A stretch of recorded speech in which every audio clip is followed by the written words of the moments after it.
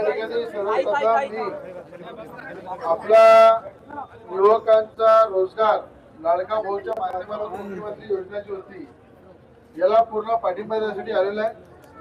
या ठिकाणी आमचे मार्गदर्शक हरिभाऊ राठोड, अनुपजी चव्हाण आणि शेतकऱ्यांचे आणि युवकांचे कैवारी आमच्या अमरावती जिल्ह्याचे निस्वार्थ काम करणारे प्रकाशदादा साबळे या ठिकाणी उपस्थित आहे।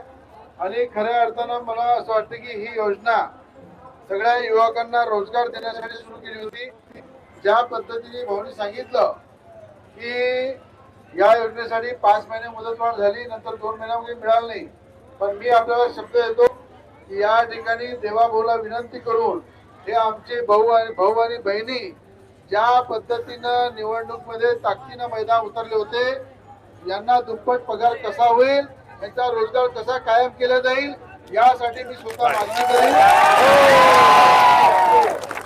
की आज तुमच्या तरुणाच्या हाताला काम देण्यासाठी सरकारचे पुढे आली आणि सरकारचं धोरण आहे प्रत्येक युवकाच्या हाताला काम मिळालं पाहिजे।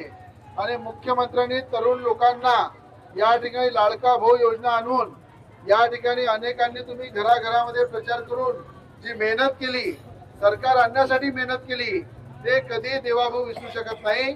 आणि देवाभाऊ असा भाऊ आहे की तुम्हाला जाणीव असली पाहिजे की देवाभाऊनी जे कार्य कधी झालं नाही ते काम कोणी केले, या राज्याच्या मुख्यमंत्री देवेंद्र फडणवीसांनी केले।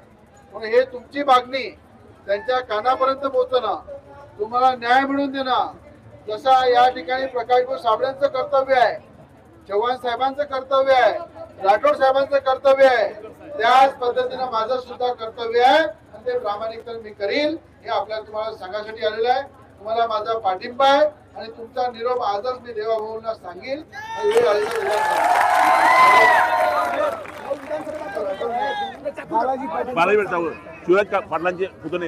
बालाजी पाटील साठी साहेबांसाठी टाळ्या वाजवा तुला, कारण की देवाभाऊचे हे पण माणसं आहे, मी पण आहे आणि मला असं वाटतं देवाभाऊ सारखा मुख्यमंत्री महाराष्ट्रामध्ये कधी होणार नाही।